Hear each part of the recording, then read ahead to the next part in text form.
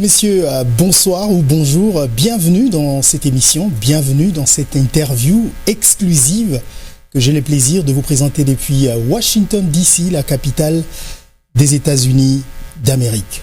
Nous avons comme invité aujourd'hui quelqu'un qui n'est plus à présenter, et même difficile de le présenter en tant que journaliste. Il nous a fait l'honneur et le plaisir d'être sur notre plateau aujourd'hui dans le cadre de cette interview exclusive. Il s'agit bien de Monsieur Martin Fayoulou. Monsieur Fayoulou, bonsoir. Bonsoir. Merci énormément pour votre temps. Merci pour le temps que vous nous accordez pour nous accorder cette interview ici à Washington DC, où vous êtes bloqué malheureusement à cause du Covid-19 depuis près de 3 mois. Comment vous vous sentez? Comment vous allez? Comment ça se passe, votre vie ici, dans ces confinements? D'abord, c'est moi qui vous remercie de m'accueillir sur votre plateau. Et je me sens bien. Donc, le monde connaît des difficultés. C'est dans le monde entier, la pandémie. Et il faut comment dire, accepter. C'est la voie de Dieu. Et lui, il fait sa part. Nous devons faire notre part. Se protéger, et c'est comme je demande à tous mes compatriotes de se protéger parce que c'est très important et de tout faire pour que nous puissions vaincre cette pandémie. Et cela dépend de nous tous. Chacun de son côté doit apporter du sien pour qu'on arrive à faire partir cette pandémie, sinon le monde est devenu très difficile à vivre. Vous nous accordez cette interview aujourd'hui, un jour assez particulier. Il ne pourrait pas avoir meilleur jour pour moi d'avoir le privilège d'avoir cette interview avec vous. Nous enregistrons cette émission jeudi 9 juillet. À Kinshasa, il y a eu des manifestations aujourd'hui. Des manifestations des Congolais qui ont dit non au choix du président de la CENI. Cette CENI même qui a proclamé les derniers résultats des élections présidentielles dont vous étiez candidat, et jusqu'à aujourd'hui, vous dites que vous êtes le gagnant de ces élections-là. Cette CENI qui nous a mis en position difficile en tant que Congolais, de pouvoir défendre même ceux qui aujourd'hui sont au pouvoir, de se défendre, parce que jusqu'à ce jour, cette CENI n'a pas produit des preuves de oui ou non vous avez gagné ces élections. Et cette CENI qui est en fait le garant de toutes nos institutions en République démocratique du Congo. Quand j'ai dit qu'il n'y a pas meilleur jour, c'est parce que vous, Monsieur Fayoulou, vous représentez justement cette lutte pour la vérité, cette lutte pour que nos institutions soient crédibles. J'ai 1000 questions à vous poser autour de ce jour, mais la toute première, quand vous voyez aujourd'hui tous les Congolais dire non à ce que au choix de l'actuel président de la CENI. Et même l'UDPS, le parti au pouvoir qui a manifesté, qu'est-ce que vous ressentez? Est-ce qu'en vous, aujourd'hui, vous avez l'impression que, finalement, en fait, on vous donne raison que cette CENI n'était pas crédible? Ou vous pensez que, bon, il fallait s'y attendre? Et en tant qu'acteur, l'homme qui nous a toujours dit qu'il faut se battre pour réformer cette CENI, qu'est-ce que ce jour représente pour vous? Désolé pour la longue question. Non, c'est pas. Mais j'allais dire que c'est une question qui comporte des réponses. Vous avez posé votre question, longue question, mais elle était longue parce qu'il y avait des réponses. Comment je me sens? Mais c'est un réconfort. Je suis réconforté dans cette position de dire que la vérité, c'est la vérité. Vous pouvez transgresser la vérité, mais la vérité finit toujours par triompher. Quand vous me dites, vous réclamez que vous avez été élu président, non, je ne peux pas m'autoproclamer président de la République. Il y a des institutions pour ça. Nous avons fait une articulation d'institutions au sein de notre pays, de notre République, pour s'occuper des élections.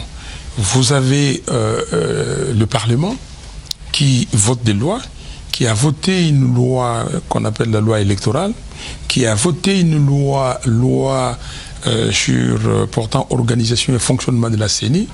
Vous avez la Cour constitutionnelle et les cours d'appel qui statuent les contentieux pour les élections provinciales, la Cour d'appel. et la Cour constitutionnelle pour la présidentielle et les élections législatives nationales et les sénatoriales.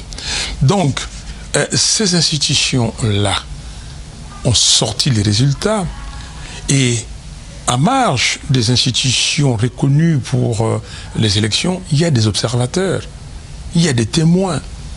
Aujourd'hui, en République démocratique du Congo, et Dieu merci que c'est les gens du FCC, les camps des Kabila, qui polluent les réseaux sociaux avec les résultats. Les résultats ont été obtenus de plusieurs façons, mais les résultats qui font foi, qui font autorité aujourd'hui, ce sont les résultats fuités du serveur de la CENI qui sont connus de tout le monde. Et en plus de cela, il y a les résultats donnés par la conférence épiscopale nationale du Congo, la CENCO. Donc ces deux résultats sont voisins. Et quand nous, la MOCA, nous approchons nos résultats à nous, c'est presque pareil. Donc aujourd'hui, Dieu merci, la vérité est en train de triompher. Quand je dis la vérité des urnes, c'est de ça qu'il s'agit. Vous ne pouvez pas gérer un pays ou prétendre animer les institutions démocratiques si vous n'avez pas été élu démocratiquement. Vous ne pouvez pas continuer éternellement à saboter notre constitution ou à saboter la volonté du peuple. Et la volonté du peuple, c'est quoi? Nous avions des crises récurrentes. Quand vous partez des 60, 65, vous arrivez dans les années 90, où on dit que non, écoutez, trop c'est trop, il y a la démocratie, les vents de la démocratie qui souffrent, ça a commencé par la perestroïka et la conférence des Bâle, des conférences nationales au Bénin, au Congo-Brazzaville, et nous en avons connu. La conférence nationale, nous avons dit, écoutez, on doit arrêter parce que c'est seule aujourd'hui la démocratie qui peut nous amener vers le développement, la prospérité. Faisons la relecture de notre histoire, quels sont les écueils, comment les éviter et comment se projeter dans l'avenir. Rendez-vous raté, toujours. Et puis nous arrivons après la guerre. Je passe très vite. La guerre, les pays divisés. Il y a des gens qui sont au nord, il y a des gens qui sont à l'est, il y a les pouvoirs centraux à Kinshasa. On se dit, on va résoudre ça, réunion de Sun City. Sun City produit ce qu'on appelle l'accord global et inclusif. On l'a signé à Pretoria, tout le monde s'est mis d'accord, maître mot, mots-clés, réconciliation nationale, il faut qu'on mette des institutions en place et qu'on aille aux élections. Mais pour aller aux élections, la première chose à faire, il faut voter au référendum une constitution. Et c'est dit dans les rapports de la CENI que les politiciens et la société civile se sont mis d'accord, se sont réunis à Sun City pour se dire comment mettre en place une constitution sur base de laquelle le peuple congolais s'est choisi librement ses animateurs. Et dans cette constitution, vous le voyez bien, et c'est mis au premier paragraphe que toutes les crises récurrentes que nous connaissons, c'est à cause des manques de légitimité. Et ça nous poursuit jusqu'aujourd'hui. C'est pour cela que vous voyez, les gens manifestent. Et les gens doivent manifester simplement parce qu'ils doivent réclamer leur souveraineté. Est-ce que quand vous voyez les gens manifester, j'insiste du fait qu'il y a un parti qui est au pouvoir qui a manifesté contre cette CENI, qui a amené l'actuel président à la tête du pays, est-ce que vous vous sentez réconforté que finalement ils vous rejoignent? C'est les mots, c'est les maîtres mots, je le dis et je le répète, simplement parce qu'ils ont compris. Ils ont compris aujourd'hui, mes frères et sœurs de l'UDPS. J'ai travaillé avec Etienne Tshisekedi des années et des années, depuis 1990. J'ai travaillé avec Etienne Tshisekedi, Wamulumba. Et je sais ce qu'il pensait. Je connais sa pensée politique. Et aujourd'hui, au sein de l'UDPS, ceux qui veulent continuer avec la pensée d'Etienne Tshisekedi comprennent bien que le frère Félix n'a pas été élu. Et la personne qui lui a donné le pouvoir, M. Kabila, qui lui a donné les pouvoirs pour se protéger, lui, Kabila, et non Tshisekedi et l'UDPS et le peuple congolais. Et ce monsieur veut se sauver et il veut remplir sa mission. J'ai dit et je répète, et je le répéterai autant de fois que j'aurai l'occasion, que M. Kabila est venu au Congo pour déstabiliser les Congos. Il est venu en mission.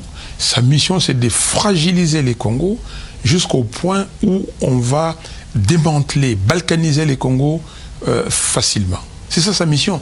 Et donc, d'autres disent par contre que c'est quelqu'un qui a mis le Congo sur la voie de la démocratie, parce que avant Joseph Kabila, il n'y a jamais eu des élections, notamment celles auxquelles vous avez participé. C'est Joseph Kabila à qui on peut donner ce crédit de quelqu'un qui a initié ce genre de processus. Vous n'en parlez pas beaucoup, c'est pour cela que j'insiste beaucoup sur la conférence nationale souveraine. La conférence nationale souveraine, la démocratie, c'est le président Mobutu qui a décrété la démocratie. Quand je dis décrété, parce qu'il a été poussé. Rappelez-vous, on parle d'un certain 16 février. C'est quoi le 16 février? Nous avons lutté, milité pour qu'il y ait démocratie au Congo. J'étais jeune garçon. J'ai œuvré dans les mouvements citoyens. À l'époque, on n'appelait pas ça mouvement citoyen, c'est la société civile. Et c'est comme ça que j'ai rencontré Pierre Lumbi, il y a plus de 30 ans, qui est venu du Sud Kivu avec la solidarité paysanne, paix à son âme. Et j'étais dans la société civile avec un mouvement qui s'appelait FDD, Forum pour la démocratie et le développement, avec Christophe Lutondola, Modeste Bahati et les autres. On a milité. Christophe était président au départ et moi vice-président. Et quand Christophe est parti à l'UDI, moi je suis devenu président. Et un ami, Faustin Paco, est devenu vice-président et Modeste Bahati, deuxième vice-président. Et quand je suis parti aux États-Unis, donc je suis venu ici pour travailler, et c'est là j'ai laissé les amis. Mais nous avons milité dans cette société civile à l'époque, avec notre président, qui n'était autre que le docteur Elias Numbi. Vous allez citer des noms, excusez-moi, mais le débat c'était autour de l'organisation des élections. Il n'y a jamais eu des élections. Non, mais c'est ça, mais parce qu'il faut faire l'historique. Ouais. On va citer les noms, et c'est bon pour vous de comprendre les noms. Il faut mettre des références. Elias Numbi, président, il était médecin de l'Ordre national de médecins, président de la société civile. Donc c'est avec lui.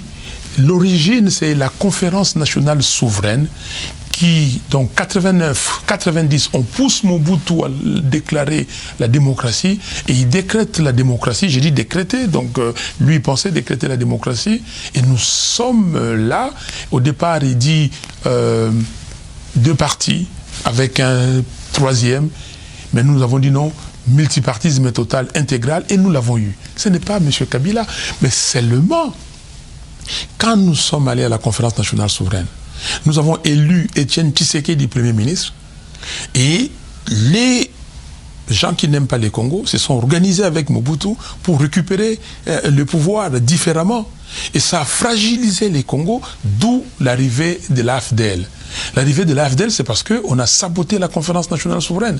Ce n'est pas Kabila qui est le père de la démocratie ou des élections au Congo.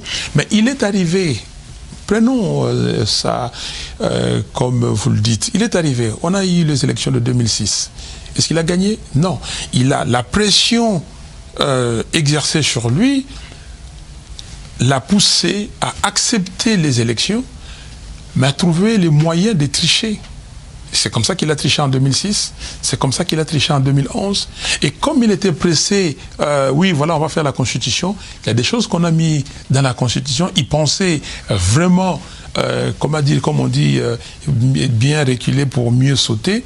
Il pensait récupérer ça. Il a tout fait pour récupérer cette affaire de... le président de la République est élu au suffrage universel pour un mandat de 5 ans renouvelable une seule fois.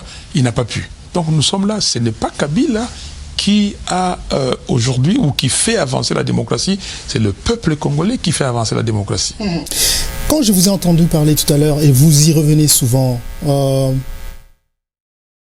beaucoup qui suivent ce que vous dites, ce mot revient souvent. Quand vous faites allusion à Félix Tshisekedi, vous le précédez toujours par « mon frère ».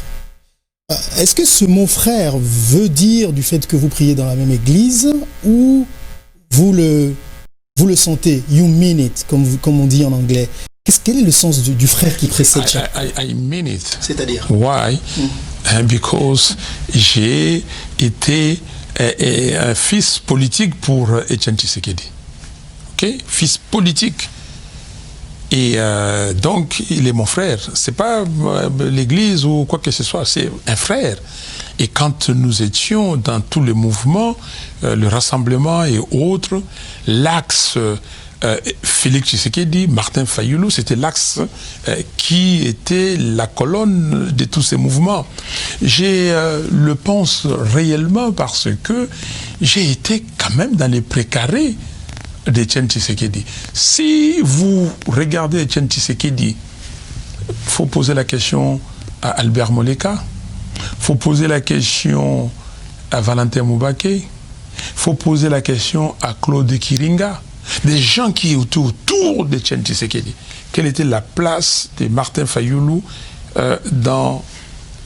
autour de Tshisekedi? Et c'est comme ça que je dis, c'est mon frère, parce que fils d'Etienne Tshisekedi. Même si vous considérez qu'il vous a trahi, il reste votre frère. Mais dans la Bible, les gens ont trahi leurs frères et puis ils ont trahi. Mais les frères, c'est les frères. Dans la vie, il y a des gens qui ont trahi leurs frères ou leurs sœurs de même père, même mère. Et il y a des gens qui ont trahi, comment dire, leurs amis. Mais les liens, même s'il y a des distances, les liens sont là. Donc pour moi, je vous dis, je le répète, je vois que les gens prennent ça comme ils veulent le prendre. Mais ça, ce n'est pas mon problème. Que les gens prennent ce qu'on va dire, qu'ils coupent et qu'ils prennent ce qui les intéresse, ça c'est leur problème. Je suis entier, je l'ai dit. Parce que, vous savez, quand on apprenait les catéchismes, on faisait les catéchismes quand on était gosse, et on nous disait Kotanga Kombo Yanzabe Pamba Pambate. Il ne faut pas prononcer les noms de Dieu, du Seigneur en vain. Ok?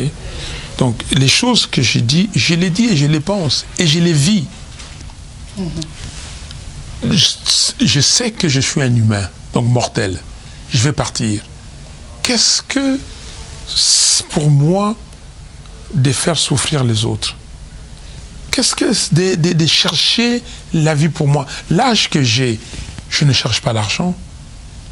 Je ne cherche pas la vie. Parce que si c'est l'argent, si c'est la vie,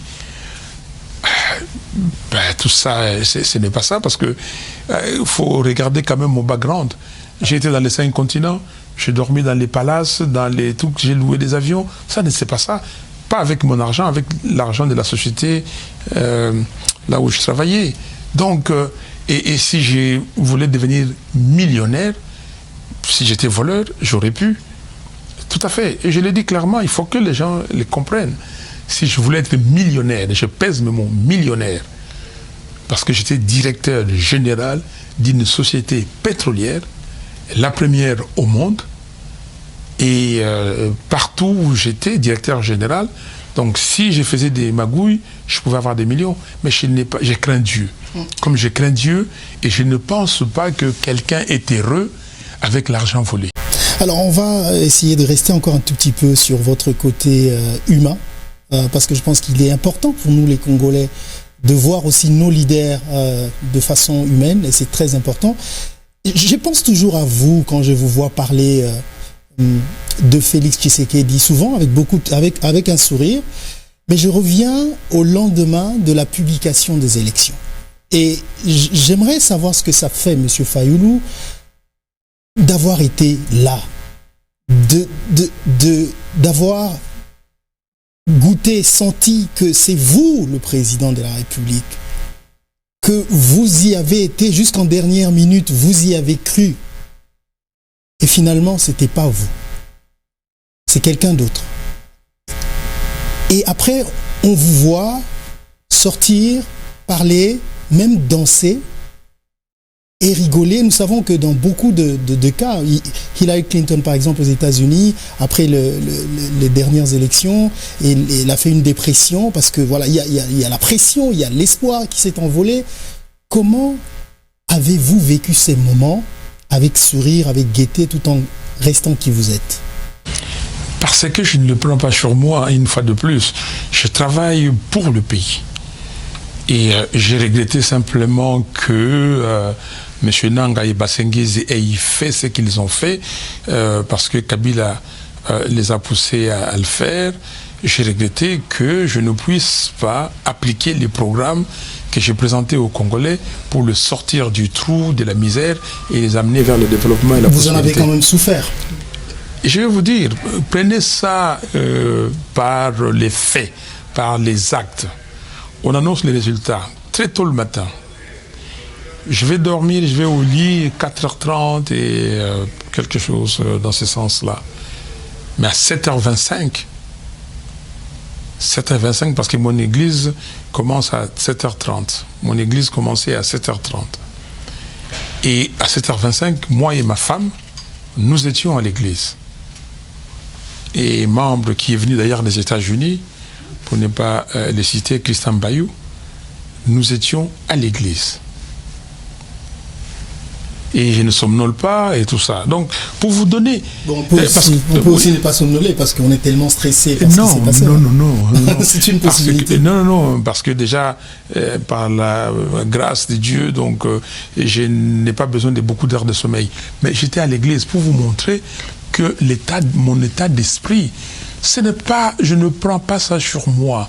On a fait du mal au peuple congolais à travers moi, mais c'est le peuple congolais et je dois continuer à me battre pour que la réparation soit faite, pas pour moi, mais pour le peuple congolais. Mais là, je représente le peuple congolais. Parce que quand on vous parle de Lamuka, c'est le peuple congolais qui a exigé, qui a demandé à tous les opposants de l'époque de se mettre ensemble pour lui désigner un candidat. Avant, on disait candidat unique. Lui a dit non, le peuple a dit non, candidat commun. Donnez-nous les candidats. Et donc, je suis les produits de cette demande du peuple et de cette volonté du peuple. Et c'est comme ça que je me dis, j'ai continué les combats pour que le peuple retrouve sa souveraineté. Donc, je ne peux pas le prendre sur moi. Si je suis défaitiste, je m'arrête. Hillary Clinton, peut-être, elle a dit que pour lui et pour elle, c'est fini, il n'y a plus de chance et tout ça, vu la configuration politique aux États-Unis. Mais moi, je me suis dit, je vais continuer. Et c'est pour cela, Et pour vous, il y a encore une chance? Mais pour moi, pour le peuple congolais, il y a une chance, oui. Enfin, pour vous, il y a encore une chance de... Mais si le peuple congolais le veut, c'est la volonté du peuple. Et c'est comme ça que dès le 8 février, j'ai envoyé une lettre à l'Union africaine pour dire à l'Union africaine, écoutez, vous avez dit que vous alliez envoyer une équipe de haut niveau pour mettre ensemble toutes les parties prenantes et voir ce qu'il y avait lieu de faire. S'il vous plaît, je vous demande de venir et je vous propose deux choses. La première, la vérité des urnes par deux choses. La première, vous racontez les voix. Demandez tous les procès-verbaux, parce qu'on ne nous a pas donné les procès-verbaux, alors que l'article 71, ou les articles 71 et 72 de la loi électorale disent comment on publie les résultats. Ils donnent la voix. Donc il faut avoir les procès-verbaux, les raconter. Mais si, déjà flexible, si vous trouvez que les récomptages des voix, il y a des gens qui ont déjà pris note, il y a des gens qui ont déjà dit oui, bon, écoutez, on laisse passer, on continue, il faut être pragmatique. Si ça va gêner ces gens-là, je vous concède, allons aux élections, aux nouvelles élections, les élections anticipées. C'est aussi la vérité des urnes. La vérité des urnes, ça veut dire quoi? La vérité des urnes, ça veut dire c'est que le citoyen congolais, quand il prend son bulletin de vote, il le met dans l'urne. Ok? Il a écrit Tartampion, ou Songolo, ou Kingandi, ou Pakala. Et quand ça va sortir, il ne faut pas que ça sorte Fulani. Si c'était Pakala, il faut que ça soit Pakala. Donc, c'est ça la vérité des choses. Alors, si maintenant, nous sommes conscients qu'il y a eu un problème, et qu'on doit recommencer, pourquoi pas?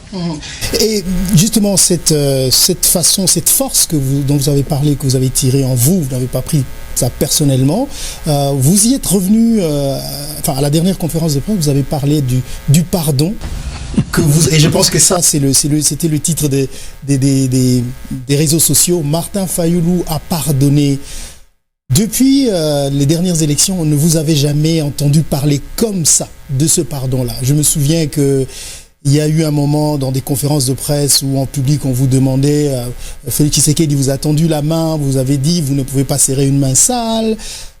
Mais ce pardon de cette conférence de presse, était-ce quelque chose de nouveau? Moi j'aimerais bien savoir ce que vous vouliez dire, vous pardonnez, à qui vous pardonnez et pourquoi? Écoutez, il ne faut pas qu'on revienne sur ça. C'était la conférence de presse, on en a parlé. Et vous avez pardonné? Non, pardonné. Mais je l'ai dit depuis longtemps.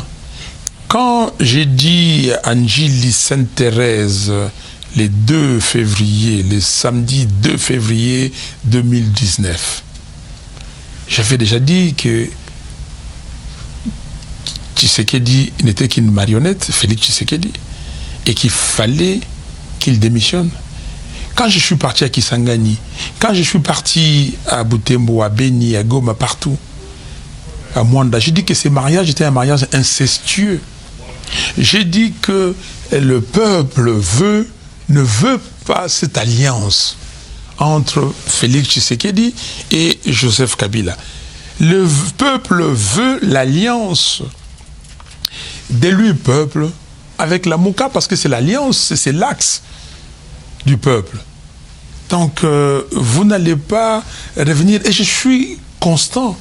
Parce que ce que les gens disent, aujourd'hui vous dites une chose, et demain vous dites une autre, ainsi de suite. Mais je suis constant, conséquent et consistant.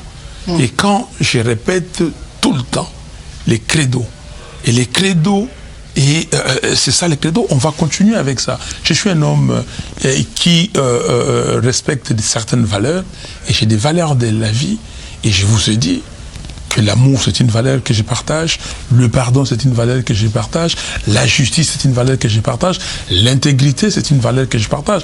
On peut parler des valeurs. Alors maintenant, quand j'ai dit pardon, et c'est là où le gens, mais j'ai dit, mais les pardons, c'est biblique. Mais le pardon, mais il faut que c'est lui qui a commis une bêtise, qui a fait une faute, se confesse et demande pardon.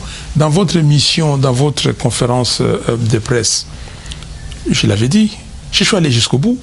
J'ai dit que les frères et sœurs sud-africains, ils ont mis en place, vous les journalistes, vous avez dit la commission Vérité et Réconciliation. Je vous ai dit non. Vous avez ajouté justice. Vérité, justice et réconciliation. Ouais. Sans justice, il n'y a rien. Quand vous prenez le programme du gouvernement de 2011 de Etienne Tshisekedi, ça commence par quoi? La justice élève une nation. Etienne Tshisekedi. Donc je vous dis que M. Félix Tshisekedi doit reconnaître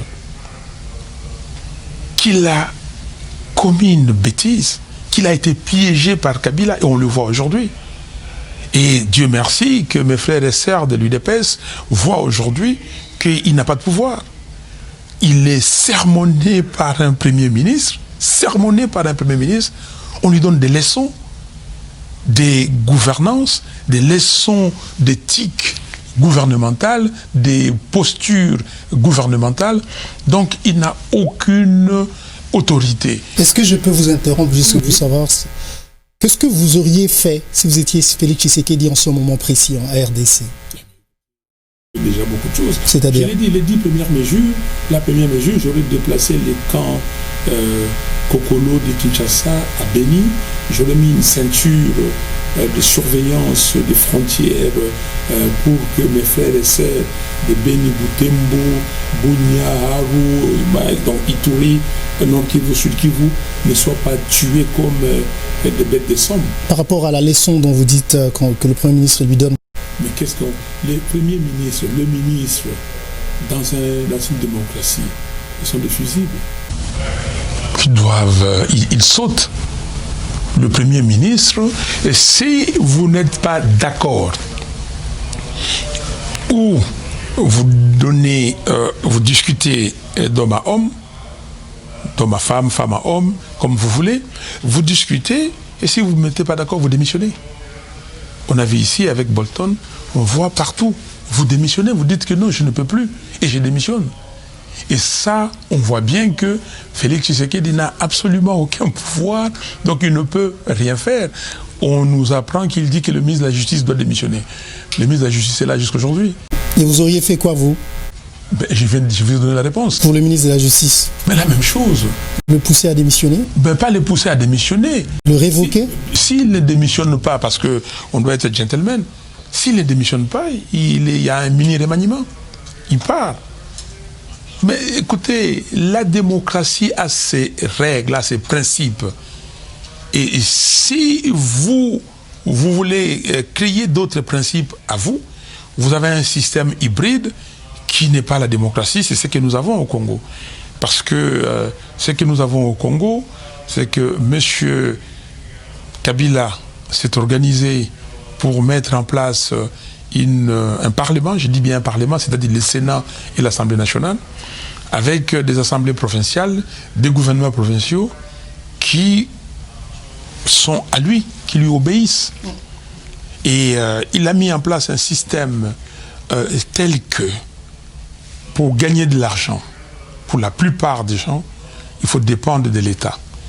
Il n'y a pas d'hommes d'affaires, de femmes d'affaires congolais, congolaises qui sont capables de se dire que moi je peux soutenir un politicien, une politicienne, je peux soutenir par des moyens, des donations des partis politiques. Et les gens se disent ou je vole, ou je suis assujetti à M. Kabila, parce que lui s'est organisé pour avoir les miniers avec lui, avoir vendu les mines de la Gécamine, il s'est organisé pour créer des prébendes au Congo, pour avoir suffisamment de moyens que pour donner et distribuer à ceux qui les suivent, comme on dit, aux flatteurs. Et comme dit Jean de La Fontaine, et tout flatteur vit aux dépens de celui qui l'écoute. Donc il s'est organisé dans ce sens-là, et voyez-vous que ça devient très difficile pour nos frères et sœurs qui se sont mis dans une sorte d'étau. Ils sont entre le marteau et l'enclume, ils ne savent pas comment se sortir de cette situation. Et nous devons arrêter ça. Nous devons avoir une démocratie qui est une démocratie normale, c'est-à-dire que le peuple qui décide. Et si le peuple pense que vous avez fait le mandat et que vous n'avez pas rempli votre devoir correctement, et c'est lui qui doit vous dire de partir et non un homme. Alors, justement, sur ce pardon, je voudrais enchaîner. Beaucoup ont vu derrière ce pardon, et j'ai vu beaucoup de médias aussi titrer le rapprochement entre Félix Tshisekedi et Martin Fayulu. Est-ce qu'on peut dire que depuis les dernières élections, vos positions vis-à-vis de Félix Tshisekedi sont en train d'évoluer dans le sens de vous rapprocher, parce que cette presse justement parlait du voyage de Félix Tshisekedi à Bruxelles comme un signe de rapprochement dont les États-Unis seraient derrière. Est-ce que vous confirmez cela? Non, moi je n'ai pas de contact pour dire qu'on doit se voir avec Félix Tshisekedi. Mais vous insistez beaucoup sur l'évolution.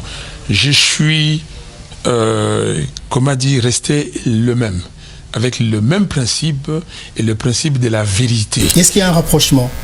Oui, le rapprochement. Mais le rapprochement, écoutez, je l'ai dit depuis, quand je mets sur la table la proposition de sortie des crises, ce n'est pas les individus, ce n'est pas M. Félix Tshisekedi qui m'intéresse, ce n'est pas même moi-même qui m'intéresse, non.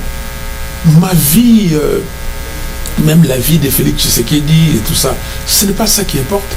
Mais il y a des millions et des millions de Congolais. Aujourd'hui, il y en a près de 90 millions. Dans quelques années, on sera 110 millions. Mais c'est les Congolais. Ce n'est pas... moi, je vais partir demain. nous allons partir, nous les contemporains. Mais le problème, c'est que la personne qui est là au pouvoir, c'est Félix Tshisekedi. Oui. Et que vous pouvez... Enfin, c'est la personne avec qui il faut se rapprocher pour on doit se rapprocher, gérer nos problèmes, les millions. On doit se rapprocher du peuple. Et raison pour laquelle j'ai dit à nos chefs spirituels, aux leaders de nos confessions religieuses, je leur ai dit clairement, regardez la situation. Regardez la situation, vous avez peut-être voulu aller jusque-là et arriver à ça pour que vous voyez. Mais j'ai les sens d'anticipation, parce qu'il ne faut pas vous faire des dessins pour savoir que quand on avait proclamé les résultats, on devait arriver à ça. Et je l'ai dit à tout le monde, c'est écrit. Donc maintenant, on est arrivé là où vous vouliez qu'on arrive, que vous voyez pour que vous soyez rassurés. Vous êtes rassurés aujourd'hui qu'on n'ira nulle part. Le pays est bloqué. Il y a des gens qui meurent tous les jours, des faim, des guerres, des tueries, des assassinats, des viols. On brûle des Congolais. On émascule les Congolais. Et donc ça, il le faut arrêter. Vous, pères spirituels, mettez les Congolais ensemble, la classe politique, et faisons des réformes. Mettons-nous d'accord pour faire des réformes urgentes et nécessaires. Ces réformes-là vont nous permettre demain d'avoir des élections libres, transparentes et surtout crédibles. Donc, et ça, si on fait ces réformes, nous n'attendons pas 2023. Nous allons aux élections anticipées.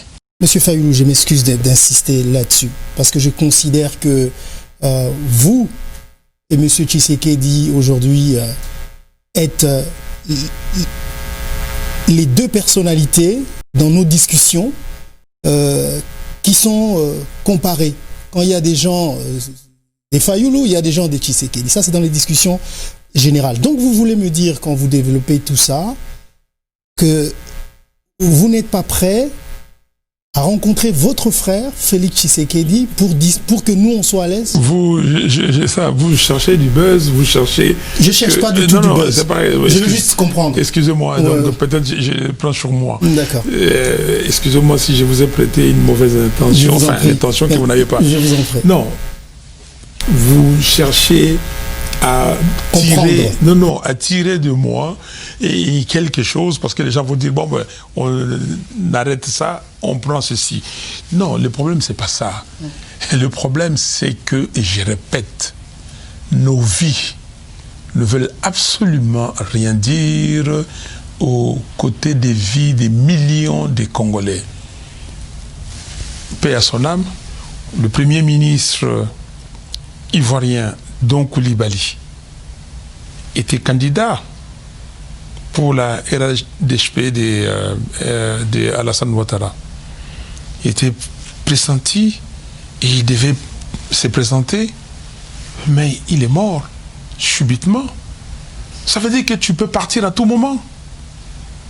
Mais et les autres qui restent en Côte d'Ivoire, la vie continue. La vie continuera. La vie va continuer. Donc, ne nous attardons pas sur les personnes. Attardons-nous sur les principes. Je mets en avant les principes. Les principes donc, font que il faut avoir un souverain et respecter la volonté du souverain primaire. Le souverain, c'est le peuple congolais. Le principe, c'est que nous avons adopté comme système de gouvernement la démocratie. C'est-à-dire que les institutions sont des institutions qui sont occupées par des personnes qui ont été élues démocratiquement par le peuple. C'est ça le principe. Et si nous sommes d'accord avec ces principes, faisons-le. On ne peut pas utiliser la démocratie, les élections, pour que quelqu'un vienne et dire que non, moi j'ai fait ceci. Et je le répète, je vous ai dit lors de l'interview, je ne comprends absolument pas mes frères et sœurs qui vendent leur pays à M. Kabila. Je ne le comprends absolument pas. Beaucoup d'entre eux, je les connais. Et je ne peux pas aujourd'hui les regarder comme ça en face, qui me regardent, et qu'ils sachent en eux, à l'intérieur, quand ils pensent, il dit que Fayulu est en train de penser que moi, j'ai trahi le pays. La personne qui s'est dit, je regarde Fayulu, yeux dans les yeux, et je suis en train de lire dans ses yeux, il pense que j'ai trahi le pays. Ces dames-là, ces messieurs-là, comment ils se sentent? Quand ils regardent leurs enfants, et les enfants ont grandi, les enfants discutent avec des copains, et des fois ils sont insultés par des copains. Ah, votre papa, votre maman. Mais comment? Et demain, quand Kabila va partir, parce qu'il va partir, donc quand je dis qu'il va partir, c'est-à-dire que son règne va se terminer. Et ça se termine là, bientôt. Le règne de Kabila était déjà terminé. Il fait ce qu'on appelle, aller dans le monde du travail, les heures supplémentaires. Quand ça se... Non, ces heures supplémentaires ne sont pas élastiques. Quand vous dites que c'est, excusez-moi de rigoler, mais quand vous dites que ça se termine là, ça veut dire quoi? Vous avez... mais c'est terminé depuis 2018, Kabila est parti. Il a essayé... Attendez, Kabila 2016, c'était fini. On devait avoir les élections. Il a joué aux prolongations. Et ces prolongations, et donc maintenant on est en train de faire des prolongations. Donc c'est ça que j'appelle les heures supplémentaires. Mais ces heures supplémentaires ne sont pas élastiques. Et on le voit maintenant. Ce qui est bien, parce que les amis de l'UDPS ont compris que nous sommes tenus par un monsieur qui est en train de se protéger. Lui, les biens qu'il a pris au Congo, parce qu'il est venu, tout le monde le sait, tout le monde sait comment Kabila est venu. Il n'avait absolument rien. Aujourd'hui, vous avez lu les Panama Papers. Vous n'allez pas dire que c'est moi qui ai dit ça. Vous avez lu les Panama Papers. Vous lisez maintenant l'affaire de l'Indien qui possède tout au Congo, qui achète tout, les grands hôtels, tel immeuble. Mais, et quand on recoupe, on voit que derrière tout ça, il y a un monsieur. Donc, il ne faut pas que Kabila continue à se moquer des Congolais. On ne peut pas, et il ne faut pas non plus. C'est comme ça que j'insiste, et je parle à mes frères et sœurs qui sont aux côtés de Kabila. Je leur parle. Je leur dis, il faut arrêter. Soyez quand même conscients que votre peuple est en train de mourir, que les enfants de vos frères et sœurs, les enfants de vos concitoyens et vos concitoyens sont en train de mourir de faim parce que on vole l'État, parce qu'il y a la corruption, parce que l'argent qui devait servir à construire les hôpitaux vont dans les poches de certaines personnes. L'argent va dans les poches de certaines personnes. L'argent qui devait servir pour la construction des écoles, ça va dans les comptes de certains individus. Et donc les enfants ne peuvent pas avoir une éducation normale, une instruction normale pour compétir dans le monde de demain. Le monde de demain, c'est un monde de compétition, c'est un monde de savoir. Et nous devons élever les niveaux de l'éducation. Ce n'est pas le monde simplement où vous dites que nous avons des ressources naturelles. Nous avons les cobalt, 60%, nous avons les coltan, 80% des réserves du monde, nous avons le lithium, nous avons... C'est rien. Regardez, nous qui avons le lithium, nous qui avions... nous avons les coltans, nous qui avons les cobalt, tout ça. Quel est notre revenu national?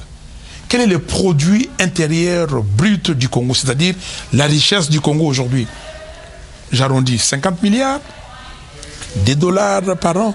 50 milliards de dollars par an, c'est 3 fois moins que le revenu d'une société sud-coréenne. Est-ce que vous trouvez ça normal? Vous trouvez ça normal que nous puissions avoir ces revenus? Que nous soyons dans les classements sur le 54, 55 pays africains, nous soyons relégués après le 30e, nous sommes le 8e pays le plus pauvre au monde aujourd'hui, selon, si vous prenez l'indicateur produit intérieur brut par habitant. Nous avons moins de 500 $. Regardez le Congo-Brazzaville, déjà, regardez les pays qui sont avec nous à côté, regardez les pays qu'on peut comparer avec nous, le Nigeria, regardez, mais pourquoi? Et les frères et sœurs sont contents d'aider Kabila à saboter les pays pour que eux, ils prennent les miettes et ils croient qu'avec ces miettes, ils vont se réaliser dans la vie. Alors, le problème, c'est que malgré votre lutte, malgré votre demande de faire en sorte de revenir pour revoir la manière dont notre pays est divisé et dirigé, nous sommes en train de nous avancer, nous sommes en train d'avancer petit à petit à 2023. Et apparemment, depuis que vous avez commencé à demander tout ça, il n'y a rien qui bouge. Enfin, et les jours continuent. On va arriver en 2023. Qu'est-ce qui arrive si, en 2023, il n'y a rien qui change et qu'il y a des élections? Allez-vous participer à ces élections? Vous croyez sincèrement qu'il n'y a rien qui bouge? Vous ne voyez pas ce qui se passe? Vous n'avez pas vu que le peuple congolais, depuis, il n'a jamais accepté Félix Tshisekedi. Vous avez vu que le peuple congolais, depuis, a compris que c'est Kabila qui gérait, et vous n'avez pas vu que le peuple demande la vérité des gens. Mais il n'y a pas de restructuration des institutions, il n'y a pas de... Amis, il ne faut pas des fois être pressé. Oh, ok. Des fois, nous devons attendre alors. Non, quand je dis être pressé, parce que le peuple a une logique, le peuple est très intelligent. Le peuple sait. Et quand l'élément déclencheur du peuple arrive, ça n'arrive pas au moment où vous le voulez. Ok? Et parce que le peuple regarde, il dit, écoutez, qu'est-ce qui se passe? Il regarde et le peuple a vu. Et c'est pour cela que j'ai dit que cette année, j'avais décrété le 30 décembre dernier que l'année 2020 était l'année de libération du Congo. Et nous sommes en train d'arriver, et nous sommes. Donc, pas d'action. Je suis...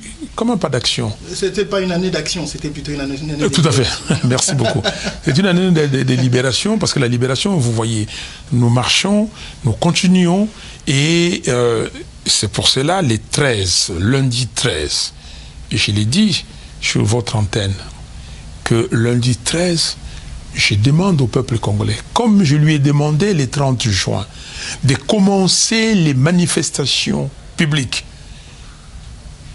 de commencer ces manifestations pour dire non à M. Kabila. On n'a plus besoin de lui, on n'a pas besoin de lui. Donc, nous, et j'ai dit que partout, à Kinshasa, à Lubumbashi, à Kisangani, à Goma, à Kikwit, à Matadi, à Kindu, à Bukavu, à Bunia, j'ai cité les grandes villes, à Mbandaka. Donc je demande aux Congolais de sortir pour montrer à M. Kabila qu'il doit arrêter. On l'a démasqué. Nous, on avait déjà compris depuis, le peuple avait compris depuis, on a un peu refroidi le peuple n'a pas compris ce qui est arrivé, et il a pris le temps qu'il fallait prendre, et là, il est décidé d'aller jusqu'au bout. Et nous allons aller jusqu'au bout. Jusqu'au bout, c'est-à-dire? Jusqu'au bout, arrêter le système Kabila. Comment? Libérer les Congo. Je vous dis, ce sont des mots interchangeables pour moi. Libérer les Congo et Kabila. Regardez aujourd'hui, pourquoi les investisseurs ne viennent pas au Congo? Parce que le système Kabila fait que il y a la corruption et que ces gens-là ne peuvent pas venir travailler dans un système de corruption. On a nos minéraux qui sont devenus des minéraux sales. Le monde a besoin du cobalt. On commence à contourner le Congo pour acheter son cobalt. On a le lithium, on a les coltans. Mais nous avons besoin d'avoir des institutions propres, d'avoir des institutions légitimes, avec des dirigeants installés par le peuple, pour que les nations du monde, pour que les sociétés du monde négocient avec la nation congolaise, le gouvernement congolais et les sociétés congolaises. Donc, nous ne disons pas que, ne venez pas chez nous. Non, nous disons que toute société qui veut venir chez nous, mettons en place la règle gagnant-gagnant. Elle doit gagner parce qu'elle a investi. Mais nous aussi, les Congolais, nous devons gagner. Le peuple congolais va gagner. Aujourd'hui, vous voyez toutes ces sociétés de technologie qui ont besoin de nos minéraux. et qui ont des problèmes parce que on va dire qu'ils traitent avec les minéraux du sang, avec les minéraux impropres, et à cause de qui? À cause des Kabila. Et donc il faut arrêter. Alors, Monsieur Fayulu, il y a quelque chose dont vous avez parlé tout à l'heure, le fait que vous avez obtenu le soutien de vos pairs au nom du peuple congolais, de vous présenter comme candidat aux prochaines élections, enfin aux dernières élections, mais en même temps, il faut dire quand même que c'est un soutien qui vous a apporté un certain aura que vous n'aviez pas quand vous étiez Fayulu, dynamique de l'opposition, président de l'ECD. Est-ce que vous êtes conscient de ce que cette union a apporté en vous en tant que personnalité? Comment comptez-vous utiliser cette aura pour le peuple congolais dans les jours à venir? Mais je l'utilise comme vous le voyez, c'est pour cela ils m'ont appelé soldat du peuple et après commandant du peuple, et je continue. L'aura, chers amis, c'est chaque chose à son temps. On ne naît pas tout de suite comme on est aujourd'hui. Vous avez commencé votre métier de journaliste à un moment donné. Vous pouvez retracer ça et puis voir aujourd'hui que vous êtes aujourd'hui Maurice Monga, avec l'audience que vous avez, vous allez progresser, vous allez monter, peut-être il y aura une plage et à partir de ces sommets, vous allez commencer à le déclin et tout ça, c'est la vie. Vous vous situez où maintenant? Et moi, j'ai fait ce que je dois faire. Le reste, c'est Dieu et le peuple qui le font. C'est Dieu d'abord, et lui, il, met ça dans le peuple congolais. Moi, j'ai fait ma part. Ma part, c'est que nous devons libérer les Congos, et je donne les go au peuple congolais. Je lui dis, voilà là où on va aller, et j'ai dit à ce peuple, regardez ce que nous sommes. Depuis 1960, nous sommes maltraités. Et j'ai dit, de la dépendance à l'indépendance, il faut aujourd'hui qu'on cherche la vraie indépendance. Nous avons été maltraités des fois avec la complicité de nos frères et sœurs. Nous avons tout fait. On nous appelle le pays des rendez-vous manqués. On a manqué tous les rendez-vous. 60 ans après l'indépendance, aujourd'hui, prenons vraiment le plus bel élan pour décoller. Et c'est ça que je dis à mes frères. Donc, si nous voulons décoller, si nous ne voulons pas que nos enfants ou nos petits-enfants viennent plus tard profaner nos tombes, parce que nous aurons cédé l'indépendance que Kasavubu, Lumumba et les autres ont, pris, cette indépendance, et ce serait très très mal pour nous. Et donc c'est moi, je joue ma partition. Chacun doit jouer sa partition pour que le Congo, quand je parle de l'indépendance, je parle de l'indépendance dans son acception générale, y compris l'intégrité territoriale. Parce que vous savez qu'il y a ces projets de balkanisation du Congo, il y a ces projets où les gens disent que le pays est trop grand, il y a trop de richesses, et que voilà ce qu'on a fait à Berlin, on a donné, mais ce qu'on a fait à Berlin, ils ne savent pas ce qu'on a fait à Berlin. C'est Dieu a voulu que ce soit comme ça. Dieu a voulu que ce soit comme ça. Les Américains, ici, ils sont Américains, on va leur demander de balkaniser les pays, parce qu'il y a tels qui sont venus de l'Irlande, il y a tels qui étaient indiens, il y a tels qui est venu de l'Amérique latine, il y a tel... Est-ce qu'on va demander de balkaniser? Les Américains, aujourd'hui, ils disent que One Nation, ok? Nous sommes Américains, ils sont Américains. Donc nous, nous sommes Congolais. Il n'y a aucun Congolais digne de ce nom qui veut aujourd'hui que son pays soit balkanisé. C'est pour cela que nous devons faire un effort, et ça, c'est ma responsabilité première, de garder l'unité nationale et de tout faire pour que le jeune Congolais demain, il se dise que j'ai un avenir. Quel est mon avenir ici?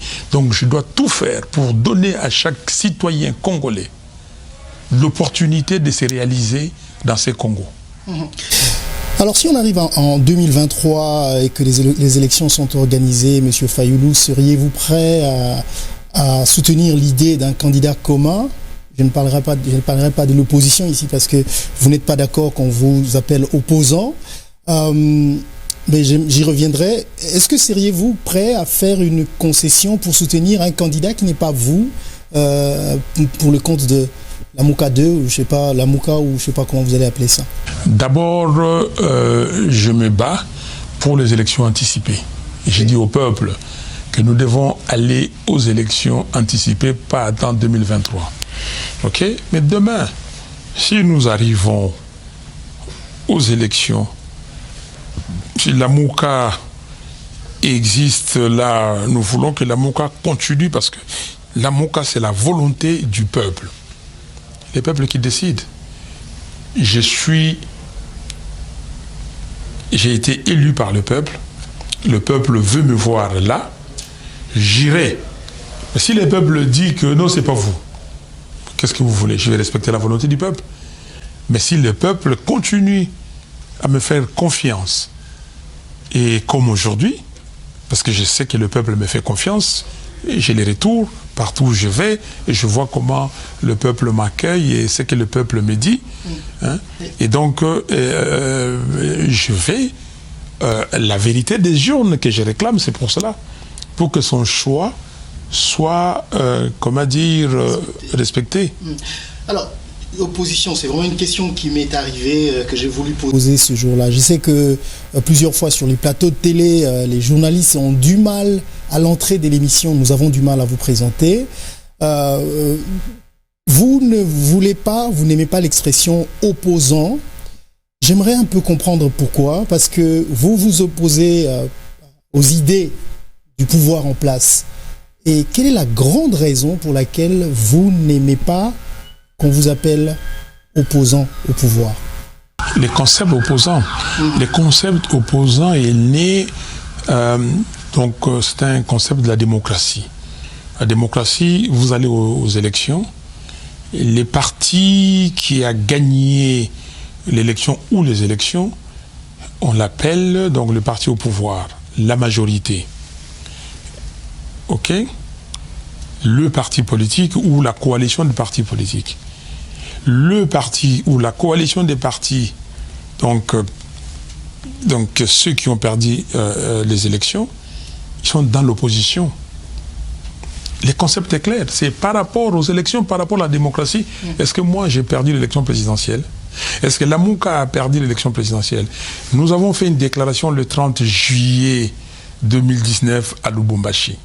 Au point 5 de cette déclaration, la Mouka a dit que la Mouka continue à revendiquer sa victoire à l'élection présidentielle et aux élections législatives nationales et provinciales. Et la Mouka continue à contester la fabrication des résultats par la CENI. On s'en doutait que cette partie était particulièrement la vôtre. Parce qu'il y a beaucoup de positions au sein de la Mouka quand même. Mais c'est pas donc vous dites... Non. Attendez, donc vous dites que j'ai signé cette déclaration seule. Non. J'étais en train de dire que cette partie particulièrement, je me souviens d'ailleurs d'une émission que nous avions faite à l'époque, et on est resté sur cette partie-là pour dire cette partie, c'est la position de Martin Fayulu. Ouais. Très amusant. Donc, vous, maintenant, dans une déclaration, vous prenez les partis de tel et les partis de tel autre. Alors, nous venons de faire... S'il vous plaît. Beaucoup de divergences.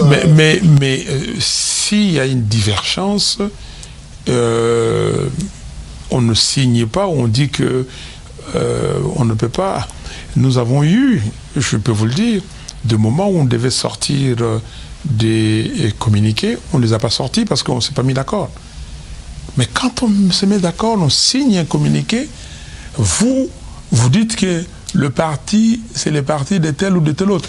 Je peux vous donner les points de cette déclaration et des autres déclarations parce que je suis politique et je dois savoir, je dois avoir les fils. Pas parce que je vous le dis comme ça et vous me dites que c'est ma partie. Si je vous donne, comme a dit l'exposé des motifs de la Constitution, est-ce que c'est moi qui ai écrit cette Constitution? Si quelqu'un vous a dit que cette partie était Fayulu, je regrette, c'est que je ne comprends pas qu'est-ce qu'être un homme politique ou un homme tout court qui est dans un groupe. Vous nous donnez quand même la liberté en tant que journaliste d'analyser des déclarations politiques. Mais je réponds à votre commentaire. Nous avons analysé, nous avons vu que ça, c'était Fayoulou qui l'a fait. Si vous nous dites que c'était pas vous, il n'y a pas de problème. Mais nous, non, s'il vous plaît, je vous dis quand c'est couché, ok, noir sur blanc, et qu'on apporte la signature, tous les points qui sont là, je les endosse. Et donc, tous les membres de la MOUCA endossent. C'est comme ça que je vous dis, tous ces points-là ont été endossés par les membres de la MOUCA. Monsieur Fayoulou, je suis tellement content que vous ayez répondu à mes questions sans tabou. Nous allons peut-être finir vers... il y a quelque chose que j'admire en vous, c'est votre côté humain. Vous parlez de l'humain comme un être qui passe. Nous allons tous mourir. Et j'aime bien vous entendre ça. Je pense que si beaucoup d'entre nous pensaient de cette façon-là par rapport à la vie, qu'est-ce que nous allons laisser? Parce que quoi que nous fassions, en fait, nous allons mourir. Et je pense que ça vient de votre côté humain, chrétien. Et j'aimerais juste faire une petite virgule pour poser une question par rapport à votre église où vous alliez avec monsieur Tshisekedi. Est-ce que vous y allez toujours? Parce que j'ai vu que dernièrement votre pasteur a fait une déclaration pour dire peut-être que Félix Tshisekedi a obongisa mbokate jusque mandature prochain, peut-être en 2028 ce sera la personne qui pourra, et Félix Tshisekedi va mettre le train sur les rails. Quelle est votre réaction par rapport à ça venant de votre pasteur? Je n'ai pas de réaction. Permettez-moi de ne pas avoir une réaction. Et la relation avec Dieu, c'est pas la relation. Ma relation avec mon Dieu, ce n'est pas à travers des personnes. C'est une relation directe. Ok, donc permettez-moi de ne pas commenter sur des choses dont je n'ai pas la maîtrise. Vous y allez toujours à cette église? Je vais à l'église, je ne vais pas à cette église, mais je vais dans l'église chrétienne, l'église de Jésus-Christ. C'est l'église de Christ, c'est l'église. Les entités qui sont éparpillées de gauche à droite, ce sont les entités. Je suis aux États-Unis ici, je vais à l'église. Et je continue à aller à l'église du Christ ici aux États-Unis. Alors, monsieur Fayoulou,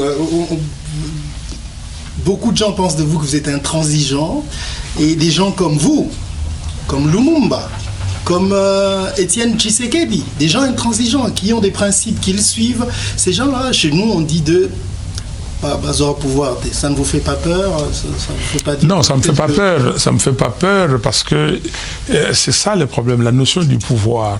Si vous voulez le pouvoir pour le pouvoir, être mielleux qu'on vous donne le pouvoir, non. Lumumba est parti, aujourd'hui Lumumba est fier. Les gens, maintenant, on va analyser ce que Lumumba a dit. Ah non, le 30 juin, il ne fallait pas qu'il dise ça. Non, chacun fait son travail. Chacun joue sa partition.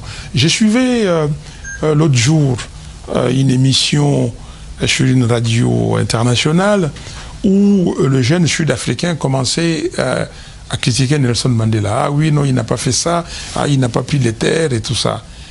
Mais je ne comprends pas les gens. Mugabe a essayé de prendre les terres. Vous avez dit que non, il a abîmé les pays. Et tel. Mandela a joué sa partition. Il a fait ce qu'il devait faire. C'est aux autres aujourd'hui. Il a compris qu'en ce temps-là, en ces moments-là, il fallait faire ce qu'il allait faire. Il devait faire. Comme Lumumba. Moi, j'ai fait ce que je dois faire. L'intransigeance, je ne sais pas. Tantôt, on vous dit, ah non, il a pardonné. Tantôt, on vous dit qu'il a fait une proposition de sortie des crises. Tantôt, mais les gens ne sont pas consistants. Je suis un homme du monde et qui connaît les compétences dont ce monde a besoin et je les utilise. Je suis un homme qui discute avec tout le monde et je demande à tout le monde, surtout à mes frères et sœurs congolais, d'arrêter, comment dire, les massolos, des bavardages inutiles. Ça ne nous amène à rien. Nous avons un pays à défendre. Il y a des amis qui ont jeté leur dévolu sur notre pays. Et nous sommes en train de nous amuser. Nous sommes en train de disputer. Donc il y a des gens qui sont là et ils ont compris ce que nous sommes et ils mettent entre nous des sujets inutiles de discussion pour nous distraire. Pendant ce temps-là, ils sont en train de balkaniser notre pays. Pendant ce temps-là, Kabila est en train de faire sa principauté de Tanganyika. Pendant ce temps-là, notre coltan, notre cobalt, nos autres minéraux sont en train d'être bradés, vendus, et nous ne gagnons pas. Demain, ce ne sont pas des matières premières, des ressources inépuisables. OK? Et donc, qu'est-ce que nous faisons? Et je demande à mes frères et sœurs, s'il vous plaît, ressaisissons-nous. Qu'on se ressaisisse, qu'on regarde, qu'on mette sur la table le vrai sujet des discussions. Qu'est-ce que nous voulons? Est-ce que nous valons 50 milliards de dollars? Est-ce qu'en 1960, quand nous avions le revenu par habitant de 220 $, le pays comme la Thaïlande était derrière nous, le pays comme la Corée du Sud était à peu près au même niveau, et que vous avez aujourd'hui, et les pays comme Singapour et tout ça, Singapour aujourd'hui sont à plus de 50 000 $. Les amis sont à 30 000 $. Nous sommes à rien, à 460, moins de 500 $. Est-ce que nous allons continuer à dire que tel a fait ceci, tel a fait cela? Nous allons continuer à dire tel est de telle tribu, tel est de telle autre tribu? Non, nous sommes Congolais. Nous devons vraiment, et c'est ça ma prière, et quand je prie, je demande toujours à Dieu que Lumumba lutte pour ce pays. Je commence par Kimbangu. Je laisse l'équipe Avita avant. Je commence par Kimbangu, par Lumumba, Malula, le cardinal Malula. J'ai même dit, des musiciens comme Franco. Les Rocheros, les Calais ont chanté pour les Congos parce qu'ils ont apporté quelque chose. Nos artistes, je ne vais pas les citer ici aujourd'hui, vous allez dire que je cite trop de noms. Je ne vais pas les citer. Et quelle est notre responsabilité et nous? J'ai dit Lumumba, et je le répète, et je le répéterai autant de fois que je pourrai. Lumumba a dit, donnez la liberté à l'homme noir et vous allez voir de quoi il est capable. Et pour cela, il dit que nous allons faire du Congo le centre de rayonnement de l'Afrique tout entière. Aujourd'hui, surtout l'Afrique centrale est les derniers de la classe, simplement parce que le Congo ne joue pas sa partition. Mais pour que le Congo joue sa partition, il faut que nous, Congolais, nous comprenions que nous avons un rôle à jouer. Nous avons un rôle à jouer. Arrêtons des bêtises. Mettons-nous au travail, au vrai travail. Le vrai travail, l'unité ne veut pas dire que nous allons parler le même langage idéologique.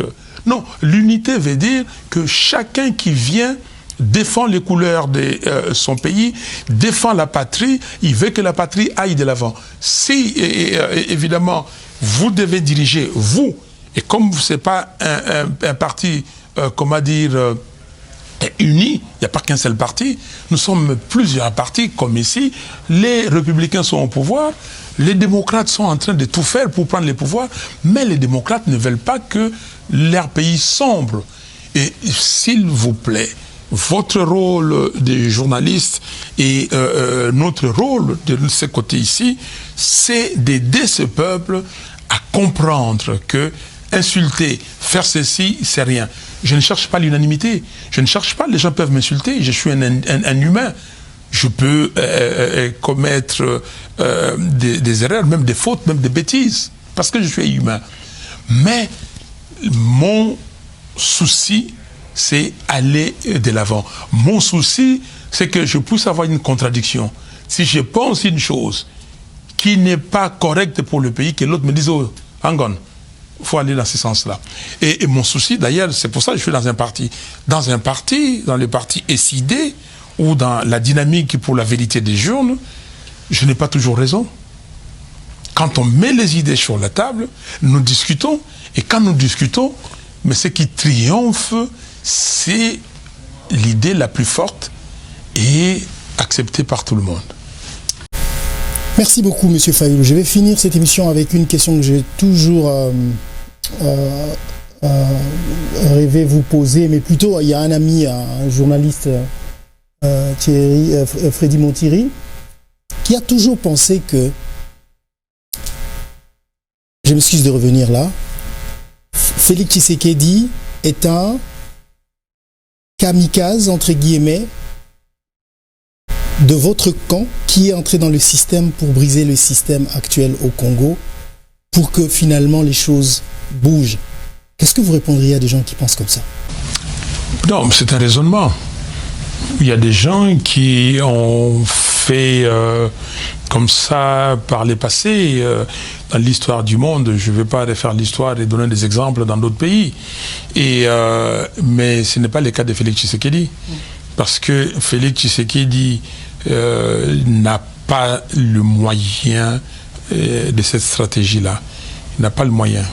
Il n'a nullement les moyens de cette stratégie. Kabila a tout verrouillé. Et vous le voyez, le Premier ministre, tous les gouvernements, vous voyez l'Assemblée nationale, vous voyez le Sénat, les gouvernements provinciaux, le business, les hommes d'affaires qui sont là aujourd'hui, qui gagnent de l'argent, ce sont des hommes d'affaires, hommes et femmes d'affaires qui obéissent à M. Kabila.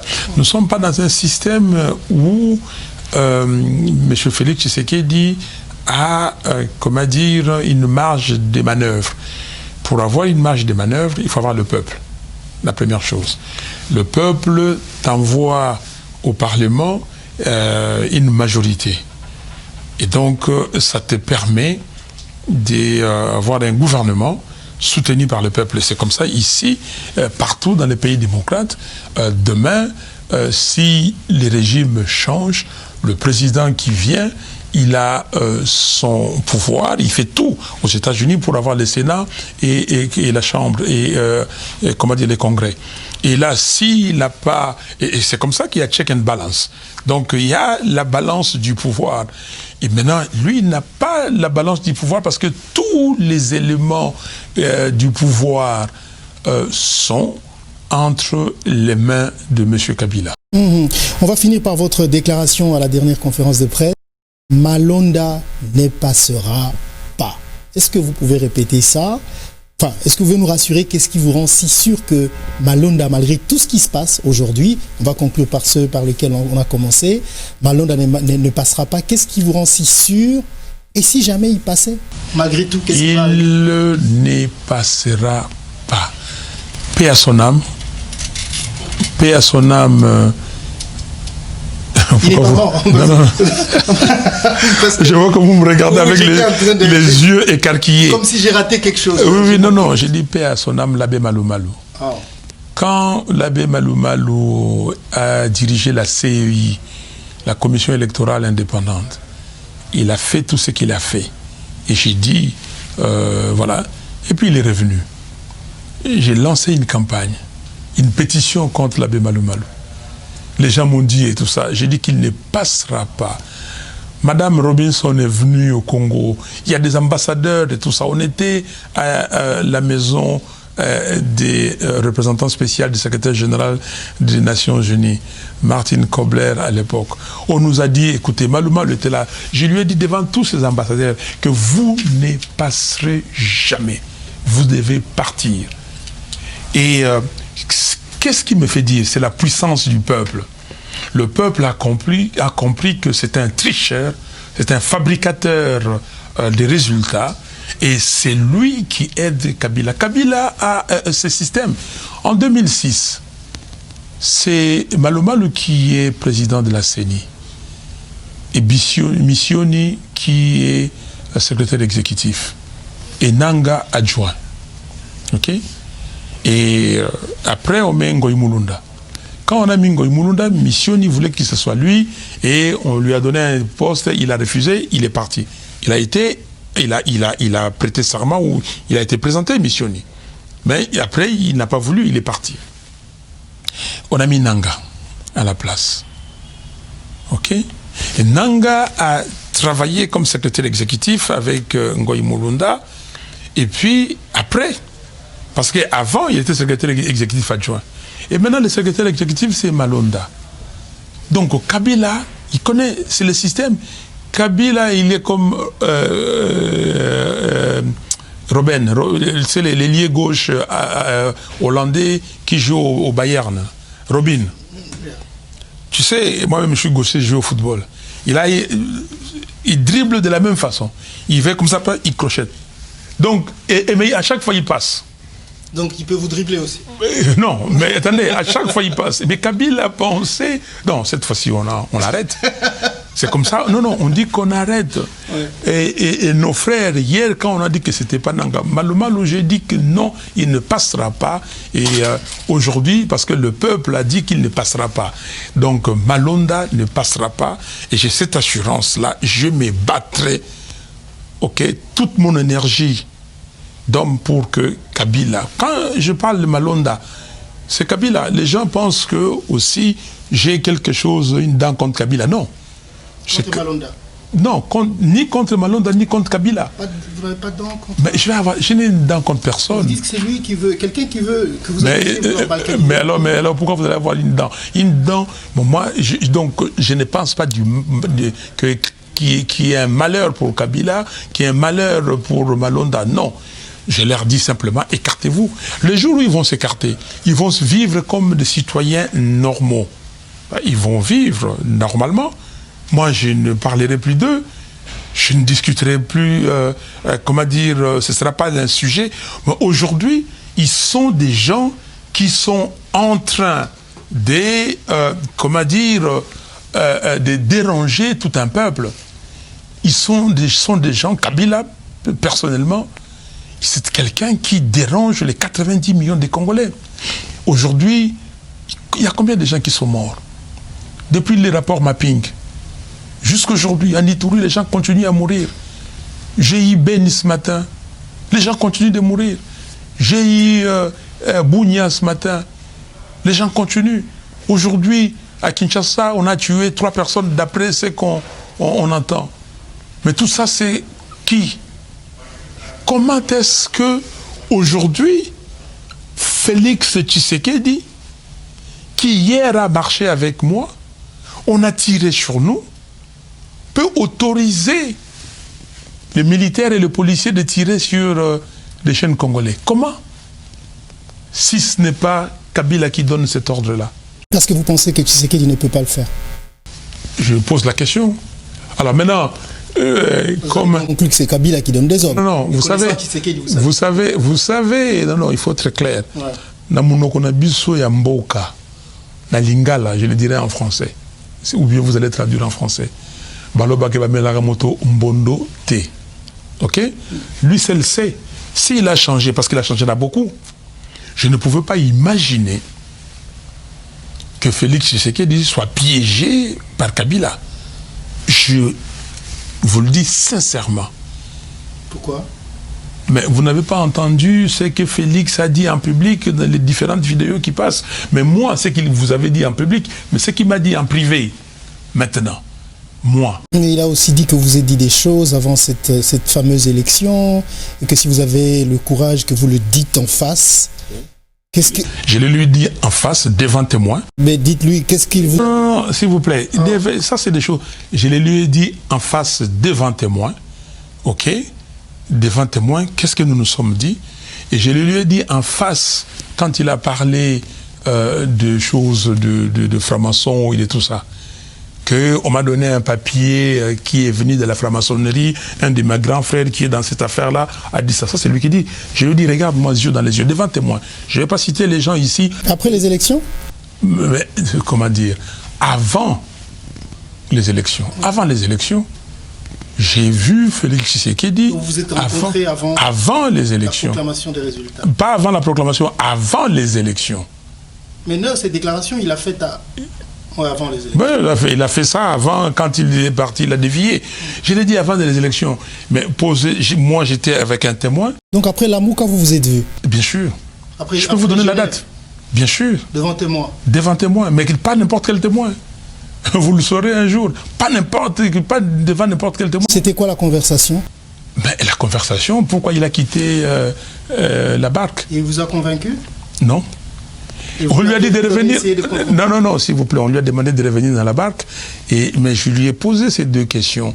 Parce que, vous avez dit ça. Maintenant, j'ai l'occasion de vous voir en face. Je vous regarde yeux dans les yeux. Ok? Vous dites qu'on a signé un truc de la franc-maçonnerie. Ça veut dire quoi? Vous exposez les gens. Moi, je suis chrétien. Je crains Dieu.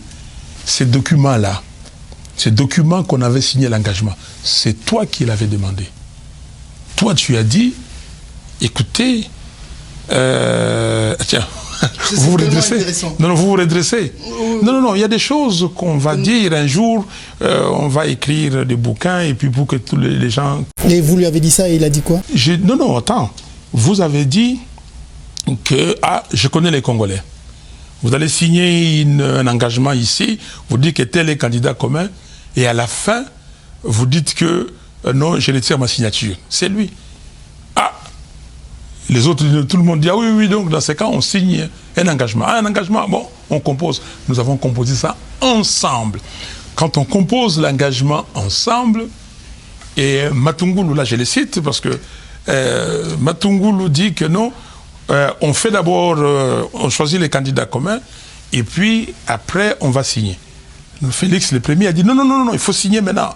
Parce que si ce n'est pas vous, vous allez vous retirer, et ainsi de suite. On a signé l'engagement. Et je lui ai répété ça. Donc, quand il a dit qu'on s'est dit des choses, j'ai dit oui, on s'est dit des choses. Qu'est-ce qu'on s'est dit? On s'est dit que nous allons choisir les candidats communs par consensus. Il faut que ce soit les consensus. C'est que toi et moi, nous nous sommes dit, devant témoins, nous avons commencé cette discussion. On a clôturé les candidatures un mercredi, c'était le 10 août, je ne me rappelle plus exactement. Nous nous sommes vus 2 jours après au cercle de Kinshasa. Et c'est là où on a commencé par consensus. Et dans ce consensus-là, c'était si Félix est candidat commun, pourquoi on ne ferait pas un ticket Fayoulou au Premier ministre? Si Fayoulou est candidat commun, pourquoi on ne ferait pas un ticket Félix Premier ministre? C'est ce que nous nous sommes vus. Et vous allez avoir plus tard les dessous des... Les dessous des cartes? Non, pas des cartes. Ce qui s'est dit à Genève. À Genève, moi je ne suis pas parti à Genève pour une élection. Je suis parti à Genève pour construire les consensus. Vous allez demander, quand on nous a mis, je prends 1 minute, quand on nous a mis ensemble, nous 4, Kamere, Matungulu, Tshisekedi, Fayoulou, on nous a mis à 4, on dit que vous votez. J'ai dit que non, on ne vote pas. On n'est pas venu ici pour voter. J'ai dit à tout le monde, on ne vote pas. Il dit que mais comment? J'ai discuté et Kamere m'a suivi. Il a dit, non, je suis d'accord avec Martin. On ne vote pas. Il faut les consensus. Après, les autres ont pesé tellement, on a dit, allez voter. Nous sommes allés dans la pièce pour voter à 4. Je leur ai dit, chers frères, on n'a pas de dessert ici, on ne vote pas. Moi, je sais comment on construit les consensus. Y a-t-il pas moyen qu'on construise les consensus entre nous? Ils ont dit oui. Et nous avons fait les consensus. Et dans les consensus, on a retiré Matungulu. Nous sommes restés à 3. On a dit maintenant qui est dans ces consensus-là. Comme on n'a pas pu dégager un candidat entre nous 4, et sur les 3 qui étaient restés, on a dit bon, on appelle les autres, les 3 autres, c'est-à-dire Bemba, Muzitu et Katumbi. On les appelle qu'ils viennent pour que nous puissions maintenant construire les consensus. Bon, et puis les amis sont venus et tout ça, les gens ont dit non, vous votez, il faut voter. C'est comme ça que nous sommes allés au vote. Je n'ai jamais été pour le vote. L'idée, c'était le consensus. Et Félix était votre candidat? Cher ami, je vous ai dit ce que je vous ai dit. Et vous ne voulez pas me dire ça? Mais dire quel candidat? Je suis parti, moi, chacun est son candidat. Compte tenu de vos affinités. S'il vous plaît, chacun est son candidat. Et je suis parti pour être candidat commun. Okay. Et j'ai dit s'il y a un ticket, le ticket que j'ai privilégié, c'est le ticket Tshisekedi, Fayoulou, Tshisekedi. Un point trait. Donc, si vous étiez président de la République, enfin, là, au pouvoir, Félix Tshisekedi serait votre Premier ministre? Si on avait eu ces consensus, oui. Si on a eu les consensus à Genève, oui. Si on avait les consensus à Genève... Non, parce que vous avez été choisi comme candidat commun. Si vous aviez gagné, enfin, si c'était vous, le président de la République, Félix Tshisekedi serait votre Premier ministre selon votre ticket. Oui, mais si on avait établi les consensus et que les amis avaient accepté, si les amis avaient accepté, c'était la proposition. Et je poussais, mais si les amis maintenant, parce que je répète, c'est les consensus. Si les amis, tous, le 7, comme on était là, et que Tshisekedi et moi, on était minorisés, Félix et moi, on était minorisés, on disait que non, un autre ticket. C'est les consensus. Nous sommes partis, et je suis parti dans cette réunion, dans cette discussion, dans l'idée de satisfaire le peuple congolais, la volonté du peuple congolais d'avoir les candidats communs par consensus. Monsieur Fayoulou, merci énormément d'avoir répondu à toutes nos questions sans tabou et sans hésitation. Peut-être un dernier mot à tous les Congolais qui nous suivent, qui nous ont suivis ce soir. Et vous rentrez quand à Kinshasa déjà? Je rentre bientôt. Je rentre bientôt, c'est-à-dire que j'attends que les frontières soient ouvertes et pour rentrer. Donc je suis prêt. Et ce que j'ai dit aux Congolais, les 13, s'il vous plaît, mes frères et sœurs, le pays nous appartient. Le pays n'appartient pas à un individu. Que personne ne vous trompe. Vous vous battez pour vous et pour vos enfants. Personne ne se bat pour qui que ce soit. Kingandi, Songolo, Pakala ou Fulani. On se bat pour nous tous, nous-mêmes, nos enfants, nos petits-enfants, pour notre pays. Donc, lundi les 13, partout, sur toute l'étendue de la République démocratique du Congo, manifestons. Sortez. Et dites à Kabila, non. Trop, c'est fini. Il doit partir. Il doit effectivement partir. Pas des Ronsard Malonda. Pas des lois Minaku Sakata. Pas d'assujettissement ou caporalisation de la justice congolaise. Pas de privatisation de la centrale électorale. Kabila doit partir. Il faut sortir. Et je demande à nos policiers et à nos militaires des forces armées congolaises de laisser le peuple manifester dans le calme, de manifester avec des pancartes, avec des messages en direction de M. Kabila. S'il vous plaît, ne tuez pas vos concitoyens, parce que ce qu'ils font, c'est pour vous aussi. Vous, agents de l'ordre, vous militaires, vous policiers congolais. Merci beaucoup. Dieu est avec nous. Dieu sera toujours avec nous. Ils ont tout fait pour bousiller notre pays. Ils ont tout fait pour balkaniser notre pays. Mais peuple congolais, je vous remercie. Je vous remercie pour les sacrifices immenses. Ces sacrifices immenses que nous faisons tous, que vous faites pour que le Congo soit uni et indivisible. Mais maintenant, il nous reste à développer ce pays, à amener ce pays vers la prospérité. Et c'est ça, c'est très important pour que demain, le Congo soit un lieu agréable pour vivre. Que Dieu vous bénisse et que Dieu bénisse les Congos. Merci. Fayoulou d'avoir accepté de répondre à toutes nos questions. Énormément merci. On vous souhaite encore bon séjour ici chez nous et bon retour au pays. Merci. Voilà, mesdames et messieurs, nous sommes arrivés donc à la fin de cette émission. Merci beaucoup à vous tous de nous avoir suivis pendant que vous y êtes. Merci de vous abonner à notre chaîne YouTube Marius Muhunga TV. Nous sommes en direct tous les jours à partir de 16h de Washington DC, 22h de Kinshasa, de Paris, 21h de Kinshasa, 20h en temps universel. Nous remercions énormément l'honorable Ados Ndombasi qui nous a facilité ce contact et cette interview avec Monsieur Fayoulou. Si nous sommes arrivés chez vous aussi, c'était grâce à la réalisation technique de Dieudonné Sala qui a fait le déplacement de New York pour venir réaliser cette émission, et avec lui Aurélie Manguei. Et donc au nom de toute cette équipe, je vous dis un grand merci de nous avoir suivis et je vous retrouve très bientôt avec une autre interview exclusive. Bonne soirée chez vous. Au revoir.